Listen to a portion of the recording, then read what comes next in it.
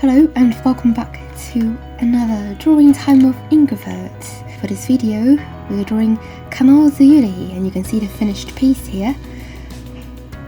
And here at the first stage, the canvas is vertical, and the reference picture behind her, that's the background. It's not downloaded from the internet. I took the picture from when I was hiking, and it was supposed to be all green trees and green grass around, but I changed the color using overlay effect, and you can probably see, because you've seen the finished piece, that I'm going to discard the background picture for completely white. I was very, how do I say that? I don't want to not use the picture, because I spent so much effort into making it a blue and purple, and but still, as you can see, I'm attempting to make it more painterly looking, but I failed. Eventually, I'm totally not satisfied with how it looked, and so I cut the canvas into horizontal. I didn't exactly cut it, I just rotated it sideways and enlarged Tsuyuri's face so that it's only half-bodied. And this is my first, one of the first time I tried using backlight. That means the character is facing the shadow way and the light is coming from behind her. So for a few seconds there, you could see me using a large shadow, using a multiply layer to make a very dark and desaturated, and there's just only a few hints of light coming from behind her.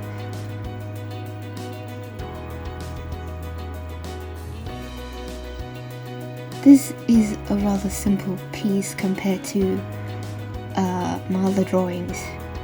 The one that I took the longest is perhaps Rui the Spider Demon one. That's the last video, and this time this drawing of KANAO is relatively fast.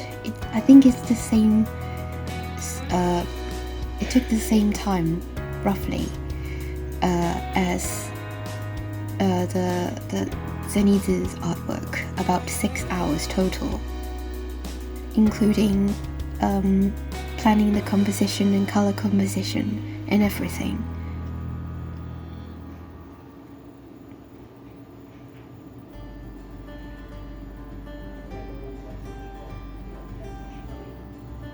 At the first stage of this painting, I was rather depressed, seeing that I ultimately didn't have to use the background that I spent so much time preparing.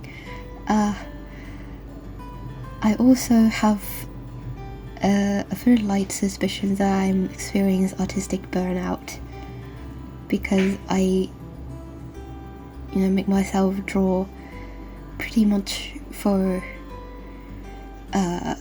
a lot of hours during a day, something like that. I think I'm going to divide my steps into, not exactly steps. I think I'm going to plan just 2 to 3 hours drawing per day, and then if I feel really motivated, then I can add a few more hours. Because if I force myself to keep drawing and drawing, I'm going to produce at least one artwork this week, and if I couldn't meet the schedule, I will get really impatient, and getting impatient means even less motivated to draw, and that's a vicious cycle. That's not good. So I think I'm going to give myself a bit of rest time, and it's planned in my schedule so that I don't spontaneously give myself recess and spontaneously, get a break. And yeah, I'd like to plan things ahead.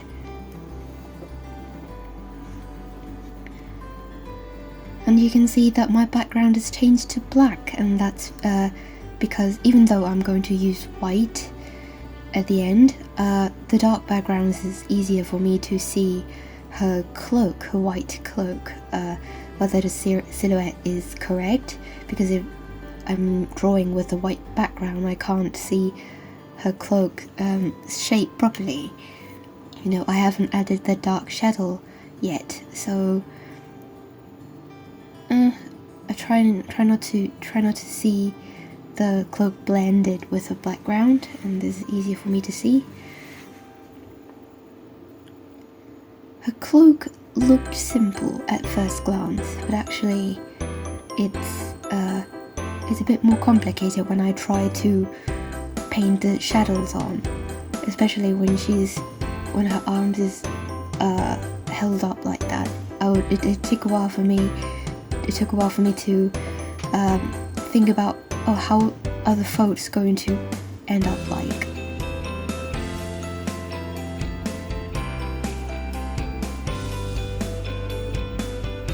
You see how cheerful this music is? I'm going to play it twice in this video.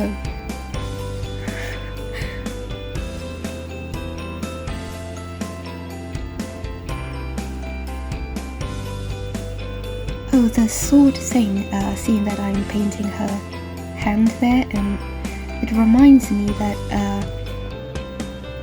how many times have I painted? I think it's actually the third time I've painted the katana sword. The first time is Kanjiro, the second time is Kocho, and this time is her, Tsuyuri. And I have a tendency to draw katana slightly curved. I think, I'm not sure if I'm right here. I think katana is supposed to be slightly bent on the blade, but not the handle. But if the handle is straight and the blade is bent, then I'm not sure how the overall blade will look. I didn't exactly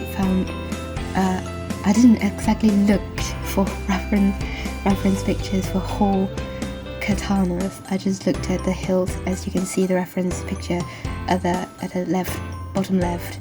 You see, I'm just looking at the sword handle. I'm just trying to see how the handle looks like. But even if I'm wrong, I hope it doesn't look terrible. It doesn't look weird to you. If it does, please comment below and let me know. Promise not to make the same mistake again. I rather enjoy this style with very little line work. You can see one of the few lines appears on her face, the contour of her cheek and nose and mouth. For the rest of the body, there's practically no lines. And I just realized it sort of reminds me of the Legend of Zelda, Breath of the Wild, and the other, oh god, I can't think of the name at the moment. Anyway, the style is completely about colors, and there's very few lines except for the facial features, and it gives a very cute looking vibe of a sort. I don't know how you call that. But yeah, I like that very much. And now you see I'm doing the final effects. I still have to draw the flying butterflies in the foreground and background, and you'll see it very soon. Haha, I forgot to add details on a butterfly accessory on the head. Now you see I'm drawing butterflies for the first time. This is the first attempt, and I didn't use reference pictures at the first attempt. That's why I discarded it, and this is the final one. It looked easy because it's just about silhouette. I don't have to add details because I'm going to blur it anyway. The butterflies, I mean, but the silhouette actually is very important because the motion blur can't completely block out all can completely hide all the mistakes I made. And here's the result. And so it's pretty much all of it this time. See ya!